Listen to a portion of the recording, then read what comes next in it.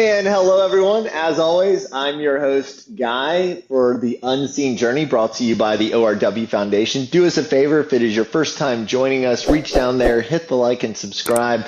If you've been on previous episodes and you're like, yeah, I'm kind of curious about what this whole Operation Red Wings Foundation is all about, well, down there in the description, you're going to find the link to our website, and you can check out all the cool retreats that we offer for veterans, their spouses, couples, and ultimately the family, all free. Been through all of them. Highly recommend them all.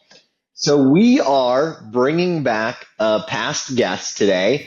Cheryl, how are you doing? I'm fantastic. How are you? I'm great. I was really expecting you to say, oh yeah, I'm just here stumbling I'm around. stumbling around. Just got here. Yep. So I'm going to have to bring all our listeners in on this because we learned what life was like for a yoga teacher who teaches her first class, Cheryl, at 6 a.m. in the morning. hmm It's one part stumbling around and it's one part finding yourself in the dark, which feels a lot like the unseen journey people take. Yep, definitely. Oh, oh my gosh. If there ever was, there it is. So Cheryl, I know we've talked previously, we've talked some about your story and kind of some of the couples work you do there locally. And actually, I guess at a couple other online and a couple other avenues as well. Let's hear a little bit about, since we kind of already brought it up, what it's like to be Cheryl, the yoga instructor. How did that journey factor into your life? And just real quick, I'm gonna say like, I mean, as if as if there was like one more thing to add into your life, right? You know, Yeah. Cheryl the survivor, the spouse, a veteran, helping other veteran couples kind of navigate really just life with trauma and life after trauma, all really cool things. By the way, listeners, got to catch his past episodes with Cheryl if you haven't heard them already. So yeah, please, Cheryl, how did yoga kind of find its way into all this? I started doing yoga in a gym down in Texas. We were stationed down off Fort Hood, now known as Cavasas, I think.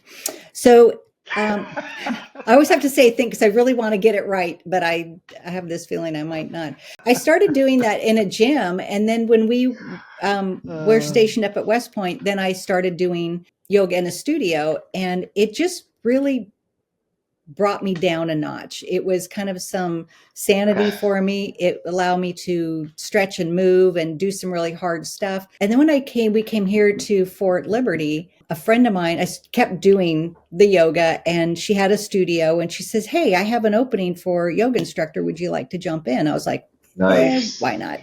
So I started on that journey. And with that course, you needed to teach as a volunteer for, I think, 8 sessions. So I Okay. went to Fort Liberty and I asked around, and this one gym is called Ryder Gym, and they said that I could come Yep. teach there. So I ended up teaching there for about 6, 7 years.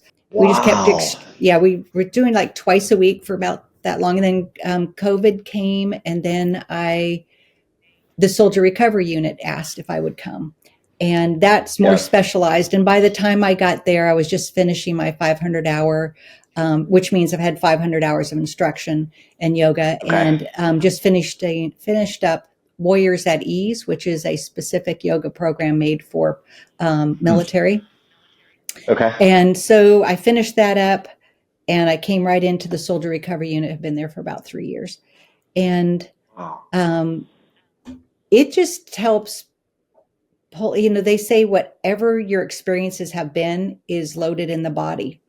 So there's been times where Oh yeah. I'm teaching yoga and we're twisting or turning or stretching something. And, I look up at this face and they just want to take me out back and beat the shit out of me because whatever's going on in them, they are like feeling it. And I'm like, let's just keep breathing through this because that's what happens Yeah. when you start moving stuff through the body. And this, these, Yeah. these thoughts and feelings and energy start coming up. And I'm just like, okay, and you can see it, and you're just like, okay, let's just keep working through this. And 5 minutes later, they're fine. Or just, they just have to move through that. But the thing I like Yeah. is what is surfacing, what wants to be seen today, and that wanted to Hmm. be seen. That, and can we move through that, and can we know that it's a thought and we don't have to give it energy, or can we bleed the energy out of the body, and so you can try that thought on later without giving it that aggression. And so Yeah, and I yeah. think I want to just draw a parallel, a connection, right? So for different modalities used to kind of by therapists to treat traumatic experiences to kind of work through those, right? Accelerated resolution therapy is the modality used at the ORW Foundation retreats, and it's neat because kind of the purpose of that isn't that you're getting rid of the memory of the trauma. It's that you're allowing the body to release the emotions of it. Mhm. So I think it's neat how you're saying like, okay, yoga, we're almost releasing like that physical aspect of it, where there's some stuck muscle or some pain that has been held onto through some kind of experience or traumatic event. And then in accelerated resolution therapy, we were trying to move through the emotion, right? And it's so cool, like, because there's a lot of times there's that conversation, that discussion about that mind body connection, Mhm. and then also thinking back to that whole idea, okay, like I know from my experiences the body holds on to sleep loss, right? Like I know it, right? And I think I'm maybe caught back up by now. I don't know, probably not.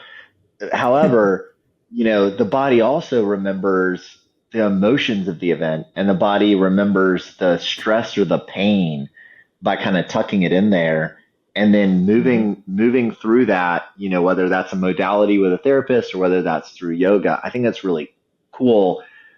What that really sparked in my brain, and something I wanted to bring up with you, is I remember when you were telling us your story Mhm. about just how like physically real it was for you to just kind of get all anxious and apprehensive and not want to go out in the public, or Mhm. to not want to even really be able to move. So to kind of transition from that all the way forwards to teaching yoga in front of a group of people, like, we discussed how strong of a character and a person you are, right? Like, what was that journey? I mean, walk us through that journey some, because when we talk about the unseen journey, there is so much there, right? Yeah, and it's, you go through that piece where space, like between the car and the house, isn't trusted, or between the house and the Right. mailbox isn't trusted, or between the car and the office isn't trusted. And so anything can happen in that space. And so your body's geared up to fight, or just throw up. Yeah. So you're geared up Yeah. to tackle anything when that's not your norm. So that being new to you, you're trying to figure out, what's my malfunction? Why am I doing this? Why is this going on with me? Instead of saying this is within normal limits. And that was one of the things in therapy that helped me the most, was saying, okay, for this, that's within normal limits. And you're like, oh, really? They're like, oh yeah, that's normal for here. And what I did is I Nice. came up with this visual, because it's what my brain does. I was sitting with a rape case one night, and the parents were like, okay, what are we supposed to be doing? What's going to be like for her? And I said, okay, picture this. She's lived on this planet her whole life. She's learned how to say please and thank you, how to tie her shoes, ride a bike, go to school, get on the bus. All of this has happened. Now, this night, somebody has picked her up and has thrown her to this planet, which looks very similar. But on this other planet where she's living now for the rest of her life, it's that trusting space. It's like, how do I ever feel safe again? How am I going to Right. navigate my life with this, maybe this sign of victim above my head? How am I supposed to live like this? And there's some coping mechanisms that people come up with, to live over on this planet. And so for, like I was telling this gal's parents, for sexual assault victims, it's wearing layers of makeup, wearing layers of clothes, putting layers of fat on the body, um, not feeding the body. Some girls don't want to even feed it because they hate the body so much. Um, Mm. so where, it's how, but you don't even realize you're doing it, right? So Yeah, for sure. you might say, I really don't even want to eat right now, but I'm doing it. So Right. is the brain saying, if I look different, will the bad thing not happen again? And Yeah, for so, sure. so you've got that going on. And it's, the hard part is there's no bridge that goes from the new planet back to the old one. It doesn't exist. So coming to that piece where, okay, I need to make this work. What makes it a little harder is when you have people that pat you on the knee and say, well, when you get back to normal. Well, this is normal now. Um, some Right. some people will become very promiscuous. Some people will completely abstain from sexual behavior. It's just because that is either they don't care anymore or they're just like, nope, don't want anything to do with it. So there's a lot of things that the brain does to protect you. Um, but like I said, there's no bridge. There was a police officer that I worked with when I taught self defense, and he said, Cheryl, you and your memories have to learn to get along. You're Mm. not going anywhere, and they're not going anywhere. Yeah. And so my thought in my head was this memory is sitting down next to me. And I reach down, I grab its hand, and I say, okay, let's go. And you grab that That's hand cool. and you get up and start walking. Now, some days that little memory is going to poke you and you're going to jerk that hand back. Yeah, yeah, I see you. I remember. I remember. And then the next day, it might just tug at you a little bit because you're learning how to walk with this memory through life. And then one day, that memory is going to take like a hot poker and just jab you in the side. You're going to be on all fours, gasping for air and just living through it. And then you sit up, you grab it by the hand, you stand up and say, let's go. And Right. that's life with traumatic or a trauma, is like you have to make that decision to stand up and walk on. And you just have to applaud those people who have that tenacity and grit to say, I'm going to keep living. I'm going to keep moving. I'm going to keep doing.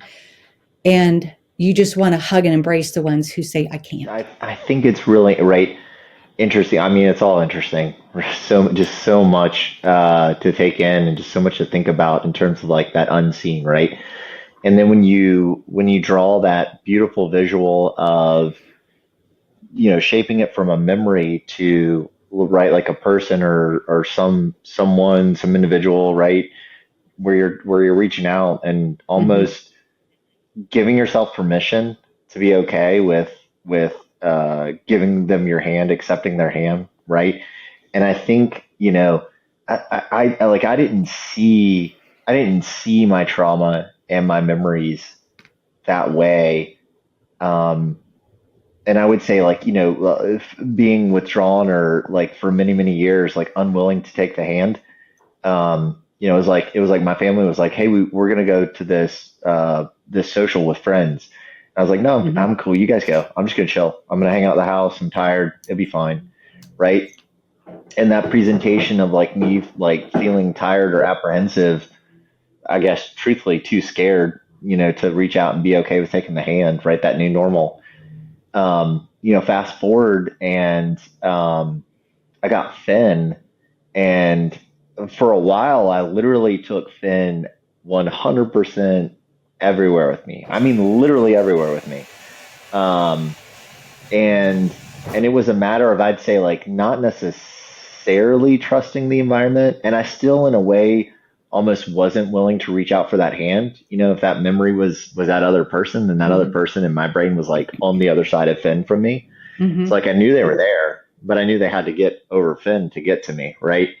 um and it's interesting to think about like my journey now in times where I can say to myself, like, okay, all right, hey, like, give me your hand. We're going to go with the family. And for this meal, I'm not going to take Finn. Or, to go over to the park or whatever, I'm not going to take Finn. Um, yeah, it's really interesting to think about that concept in that visual. And I think that's really cool. And I thank you for sharing that visual because my brain is just like oh man, like, it's loving it. Sorry, please continue.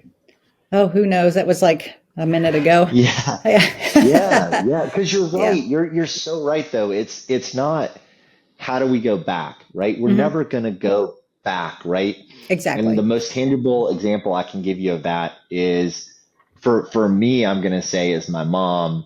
Another more recent, really tangible for me has been my memories related to Gonzo, Specialist Gonzalez.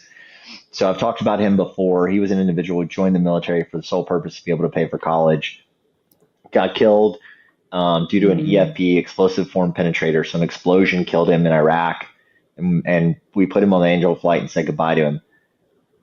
Didn't impact me for years and years and years and years. Fast forward, my daughter is 12 and now starting to go to these things to gain awareness about what she needs to do in high school to set herself up for success for college. Hmm. Boom, connection made, right? He wanted to go to college. Ooh, I Only see reason he it. joined the military, right? My daughter, yeah. Um, and you're right though. There's no getting back. And my other one for non-veterans is so my mom was killed. Police deemed it vehicular manslaughter, Mm. and that happened. Um, gosh, I'm going to get the date wrong a little bit, but just shortly before a Fourth of July, around 2003. Um, there's no getting back to normal Hmm. because my mom's never going to walk through that door. Yeah. And kind of like, how we were talking about, modalities can help us surface that emotion and give that emotion away, right? So like the modality I went through with ORW Foundation, ART, Accelerated Resolution Therapy, was painting a picture that my mom could show up to the door, that she was able to ring the doorbell, and that my kids, sorry, were finally able to like meet my mom, right? Yeah. And and it's so powerful, right? Because like even as my body wants to cry now, like it's not cry like I lost my mom. It's cry because of how like happy and amazing that would be, like all the joy emotion, right? So it's Hmm. such a shift in that emotion. And that is the new normal for me now, right? Yeah. Like you were saying, those survivors of sexual trauma having to figure out like how am I going to deal with this memory? Am I going to be willing to take this hand, or am I always going to say no? I just don't want to take anyone's hand. Hmm. There's another kind of metaphor that helps me, and it's after trauma. It's like putting on a wool jumpsuit. So your Mm-hmm. legs are on your arm, and you zip it all the way up to the top. And you know how wool sometimes will scratch, and you're kind of like, oh, yeah. And then it Yeah. might scratch back here, and you're like, okay, got it, got it, got it. And then, Yeah. and then sometimes it can be a full screaming, rolling around on the ground, trying to get it off, but it's never coming Right. off. Or, Yeah. and so you're just like, get it off me. And you're just like, you're wearing that suit for life. And Yeah. how can I become at peace with that? And Right. and you don't have to be okay with it at first, because that suit sucks and you're wearing it, Yeah. and Yeah. you're going to itch, and it's going to remind you that it's there from time to time. And it's it's within normal limits, one, to hate the suit, to want to get the suit off, to never want to tell anybody that that's this what you're wearing. I mean, there's a lot that Right. goes with it. And I mean, Yeah. And it's you know what's powerful about that analogy is even though we don't want to tell anyone about that Mhm. suit we're wearing, like all the people in our lives who are close to us, they can already see it. They Yeah. they already know what suit we're wearing, right? Um, and going back to something I've used in couples retreats and I've said on previous podcasts is that idea of like if I'm driving, I have a blind spot in a car. Everyone knows about blind spots, whether you've been through trauma or not. We all know we have them. I can't see the blind spot in the car. I can't see my blind spot, trying not to tell anyone about that suit. However, if I'm willing to trust that other person in the vehicle and say, hey, is there anything in my blind spot? Then they can help me see it, Hmm. which is why I think it's so beautiful. as we pull in kind of that, like that, those unseen elements, right? And just say like, hey, well, we can move emotion through certain modalities. We can move physical pain through certain modalities.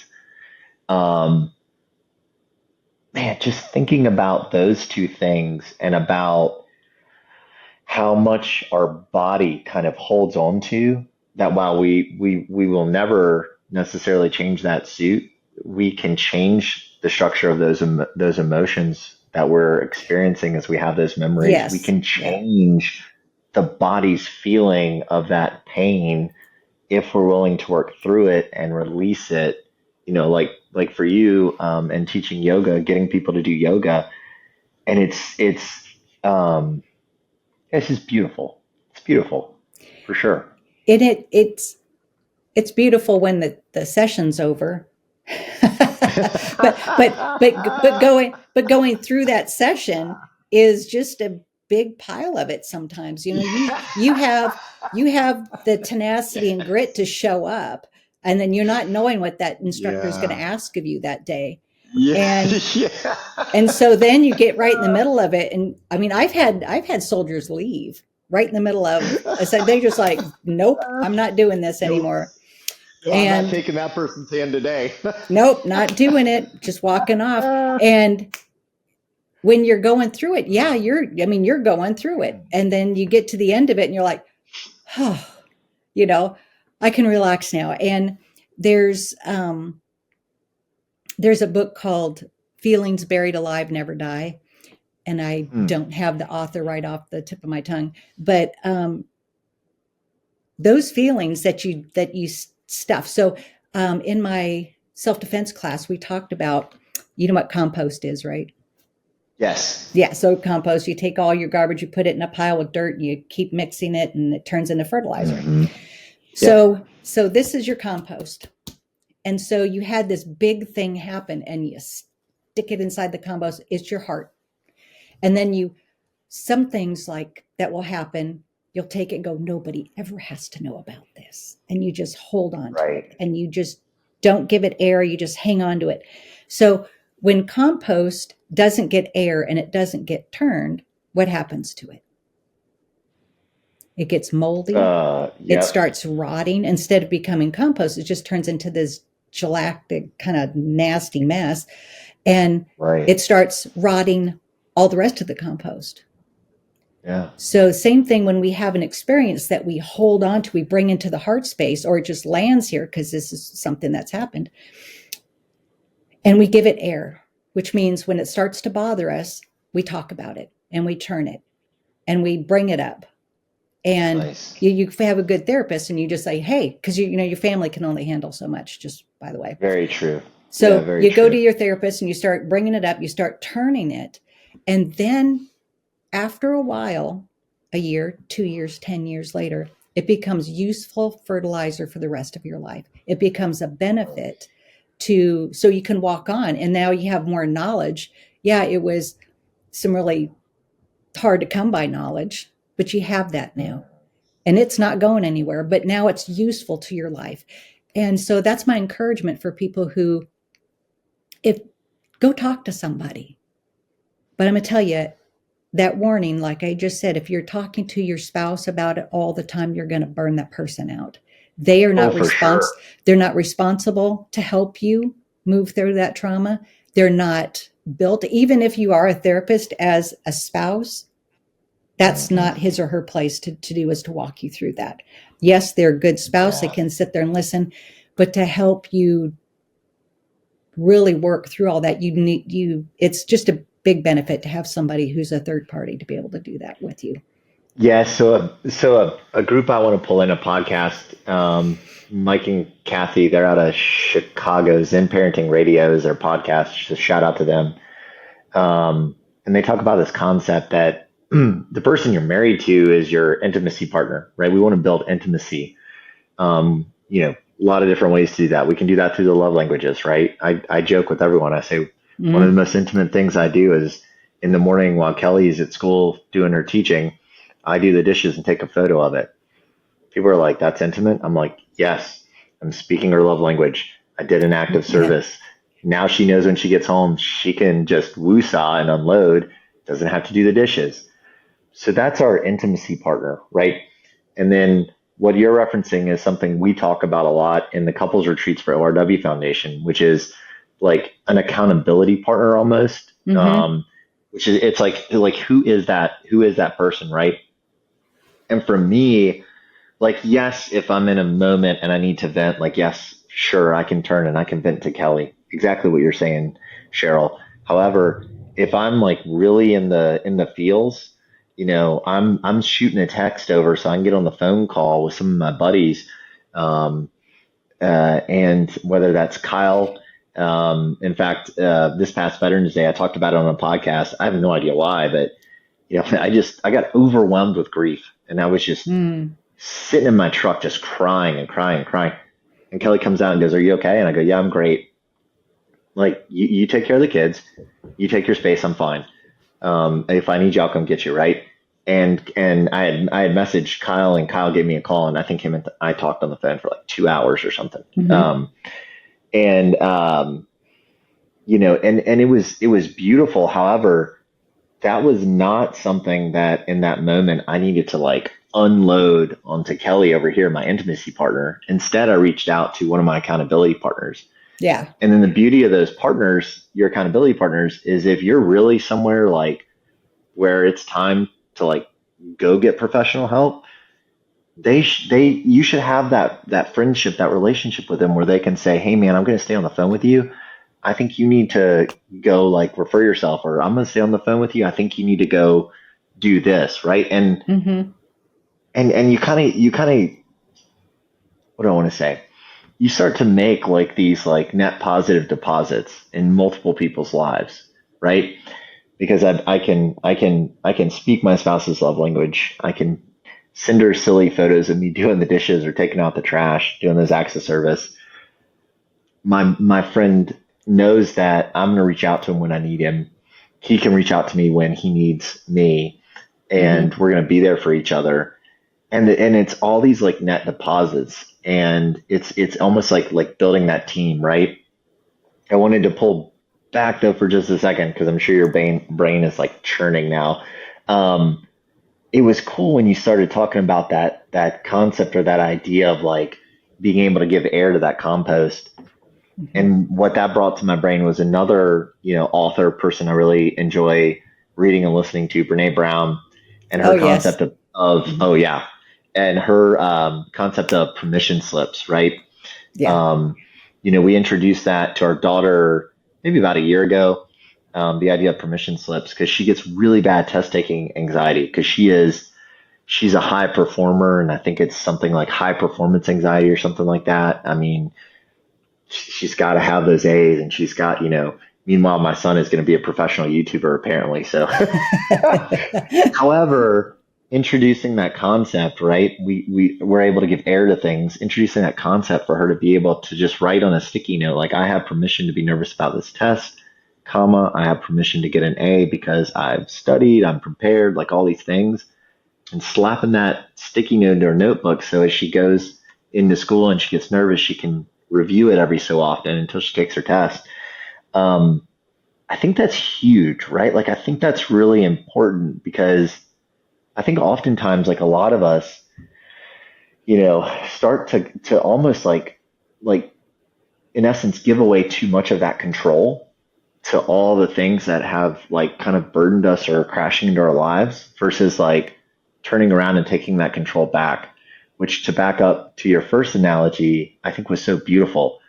I have the control to reach out and take the hand of, that trauma, that depression, whatever that is, it's crashing into my life. I have the ability to reach out and take that hand and then move forward, right? I have the ability to provide air to things that are composting so that they can become something useful in the future. Yeah. I have the ability to write myself that permission slip to basically say like, yeah, I'm human. Like I'm feeling these things. I'm going through these things and all this is okay, you know?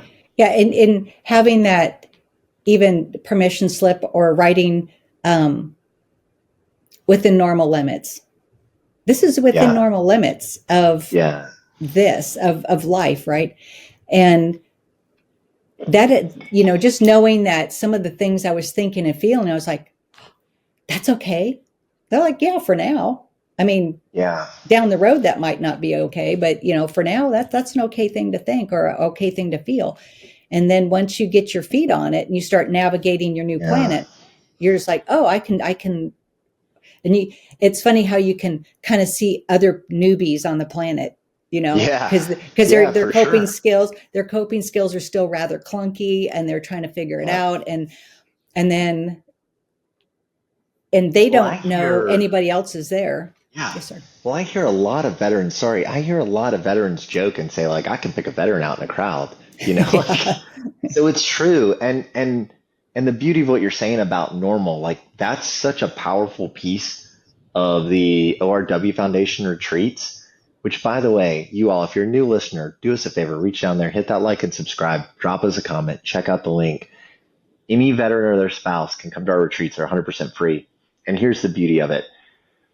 You show up and there's this group of people, and what you realize, like within, I don't know, minutes, is that you're normal. And all these people around you are normal. We've just had some very unique experiences. We could say it in a much different version of that word, unique. Yeah. Um, and, but we as humans, we're normal, and it's even more powerful. We recently had a guest who went through the spouses retreat for a group of spouses who almost internalize, like, the issues with the marriage are my fault, all these things that aren't fair for them to almost take on, but they do. Um, to show up and get in this group and be like, oh my God, it's not just me, I'm normal. It's not just my marriage, right? Yeah. Um, it's just life, and these experiences kind of have shaped here. We're still normal, right? It's all, yeah, it's everyone, there's kind of like a battle rhythm to recovering.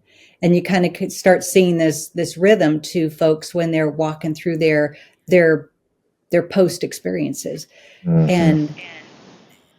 And like you just begin to find your rhythm for how you're going to cope. But knowing that having this ugly haircut or putting on this 10 pounds isn't permanent unless you want it to Right. be. You Right. can shed that off later as soon as your brain and your excuse me, and your nervous system catch up with what's going on.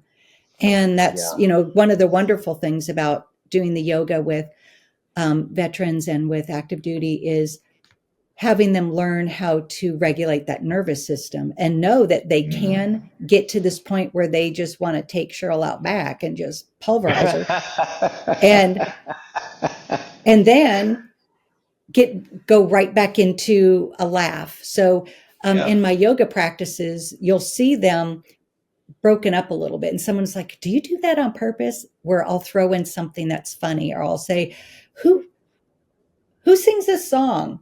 And then they stop and they think, and they're coming out of where they were into the Right. present moment. And Right. so we'll play a little bit. Sometimes I'll put a little peppermint on their hand or something just to get them to smell something, Nice. and something that brings them back in the room.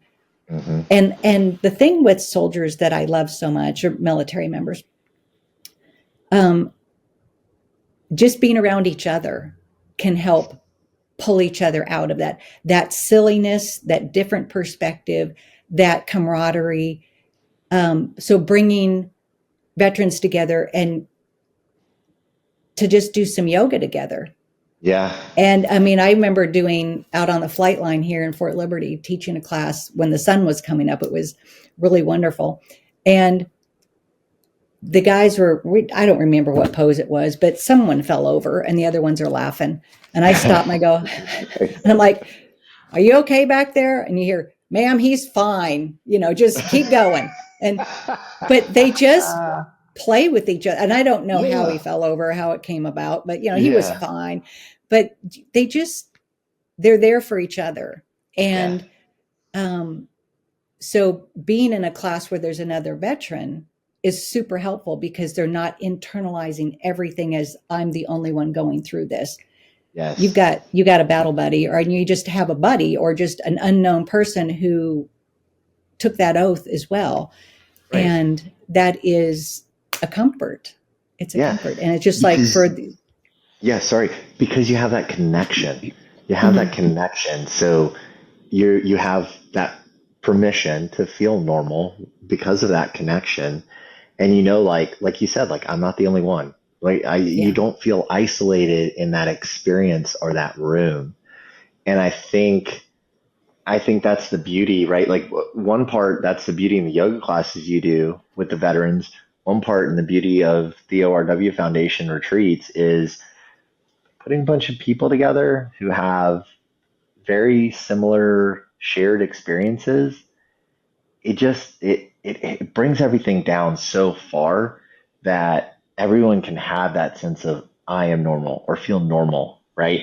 Yeah. A Yeah. lot Yeah. of veterans, interestingly enough, and I do say interestingly enough, I feel like a lot of veterans when they first get out, they're like, I'm moving as far away from the military as I can. It's like, cool, you know? So you just got out, you took that uniform off. Reality, you just took your whole self identity off. Yeah. Now Yeah. you're going to move somewhere, seemingly no veterans initially that you know of. And now it's like, well, I'm no longer the person in the uniform. Self identity is over there in the closet. And there's no one here that gets me or understands me. So, I must not be normal. It Yeah. yeah, it's I mean, such it a, reminds us of how the National Guard and reservists and the tough time that they yeah, have when they come back from a deployment, that there's nobody that gets them. Nobody is yeah, feeling what I'm feeling. And um, I think that's the beauty, that folks all over the country are available for service, but at the same time, when they go back into their community and they're not showing up at PT the next day and their buddies laughing at them because they forgot their headgear or whatever, and yeah, it's yeah, just, sucks to be you when the first sergeant gets here, but you're going back to work and you put a suit on, or you're putting on, whatever your clothes to go to work, and it has nothing to do with what's going on inside of you and who for you feel sure. you are. Yeah, I For sure. can. So a fun recent personal story. So, moved to Florida back in July. So my house was supposed to be ready at the end of May. I didn't move in until the end of September, right? Oh, So June, July, August, almost 4 months late, right? And Nathan, the guy who was kind of like overseeing the crews building my house, once him and I actually started like BSing a little and getting to know each other, found out that he is a former Marine. Well, I guess once a Marine, always a Marine. A combat veteran, I should say, and yeah, was in the Marine service. And it got to the point where like, because I told him I was like, I'm gonna be here every day to like check on my house at this point, right? And he's like, I get it. And it got to the point where I would like see his truck, and he wasn't like running away or anything. Instead, he's waving at me, and I'd pull up, hop out, like we both got our coffees there, and it's like, how we doing today? And he was like, it's a pretty good day, no one's shooting at us, and we're both like yeah. laughing. Meanwhile, all the other house managers are looking at us like, I'm sorry, what did you just say? And then Mhm. and then he could tell me what was going on with the crews or the materials or whatever was delaying the house. And both him and I are just like laughing our way through it, like, man, whatever, we'll get there. Like, we'll figure this out, right? Um, and and him and I are remaining to be friends still. In fact, come to find out, he was one of those veterans that got out, moved away from where the military was, didn't really have any good advisors or mentors, and he's been out now 13 years, and I just helped him get his VA identification card last week, and this Okay. weekend, yeah, right, Yeah, so we've become friends, and Nate now is coming over this weekend, and we're going to file his disability filing for the first time, right? And it's also cool because his family's going to come over; they're going to hang out. By extension, I met another veteran in my neighborhood who also happened to be a Marine that I've been helping refile his VA disability. So I think it's cool, right? Like when we get into those circles and we get into those groups and we find those people that allow us to feel that normal. Hmm. And I think, I think it's powerful, right? Cheryl, I really appreciate you being on the show today. Absolutely love Third time it. having you. Yes. It's been awesome. And man, it feels like every time like we go so deep, right? It's like we made it through that episode. And yet it's all such powerful stuff. For everyone out there in our audience, do us a favor. Reach down, hit that like and subscribe button. Thank you so much for joining us. We'll have links in the description for ORW Foundation. Leave us a comment. The algorithm loves the comment. We would really appreciate it. On behalf of the Unseen Journey and ORW Foundation, I'm your host, Guy. Cheryl, thanks again for joining us, and we'll see you all soon.